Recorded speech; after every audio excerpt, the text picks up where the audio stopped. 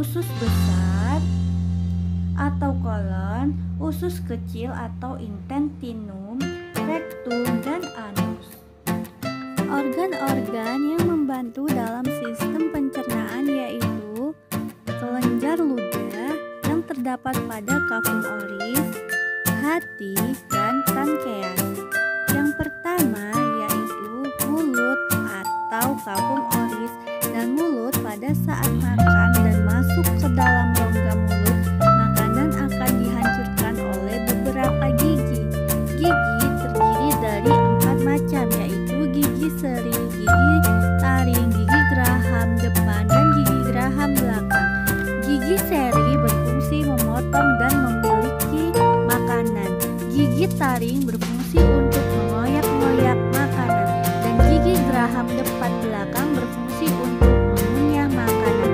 Adapun yang membantu gigi dalam penghancuran makanan adalah saliva adalah suatu cairan oral yang kompleks dan tidak berwarna yang ada pada mukosa oral.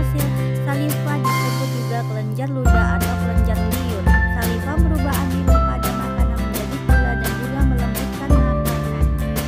Setelah itu, dengan bantuan lidah berfungsi untuk mengaduk makanan di dalam rongga mulut dan membantu mendorong makanan ke dalam esofagus. Lidah berfungsi sebagai alat pemecah.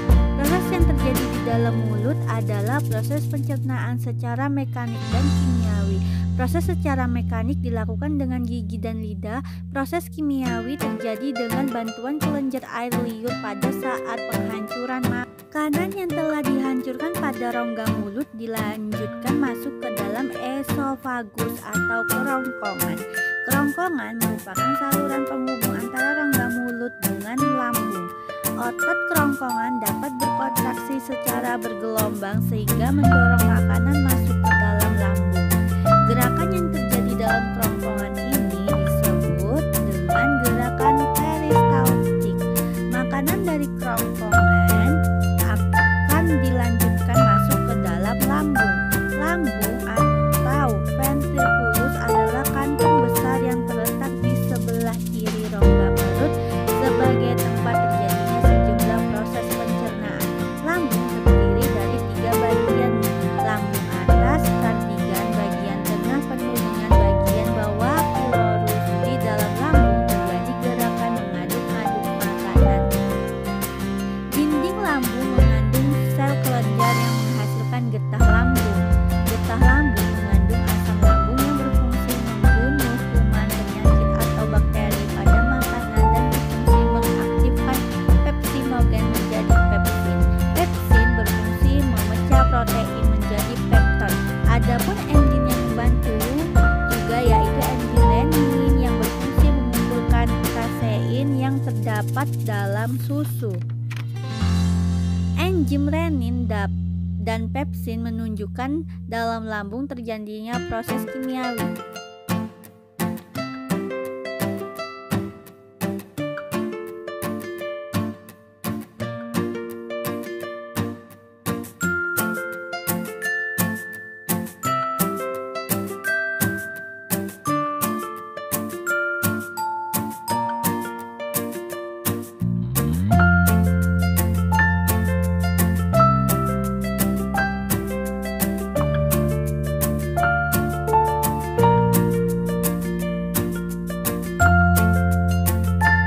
Selanjutnya akan diteruskan ke dalam usus halus. Usus halus merupakan tempat penyerapan sari-sari makanan dan tempat terjadinya proses pencernaan paling panjang. Usus halus terdiri dari 3 bagian yaitu usus 12 jari, usus kosong, dan usus penyerapan. Pada usus 12 jari bermuara pada saluran getah pankreas dan saluran empedu. Selanjutnya yaitu hati. Empedu dihasilkan oleh hati dan ditampung dalam katup empedu. Dari empedu akan dilarikan ke usus 12 jari. Empedu mengandung garam empedu dan zat warna biru bulir. Empedu berfungsi mengeluarkan lemak dan zat warna empedu bilirubin memberikan cairan warna coklat dan fases. Pankreas menghasilkan getah pankreas yang mengandung beberapa enzim amilopsin atau amilase, enzim teapsin dan enzim tripsinogen yang akan diambilkan menjadi tripsin. Adapun enzim-enzim yang berfungsi untuk menghancurkan makanan pada usus halus yaitu enzim maltase, enzim laktase, enzim substrase, enzim tripsin, dan enzim etoriknase. Makanan-makanan yang telah dicerna dan sekarang siap untuk diserap ke dalam darah. Penyerapan sari-sari makanan dilakukan dalam usus penyerapan atau ileum. Pada dinding usus penyerapan terdapat villi atau juror-juror usus yang berfungsi memperluas darah penyerapan usus halus sehingga sari-sari makanan diserap lebih banyak dan cepat. Dinding villi mengandung kapiler darah dan kapiler liver, glukosa, asam amino, vitamin, dan mineral. Setelah diserap oleh usus halus melalui kapiler darah akan dibawa oleh darah melalui pembuluh vena porta hepatic ke hati. Dari hati ke jantung kemudian diedarkan ke seluruh tubuh bersama dengan sel-sel darah merah.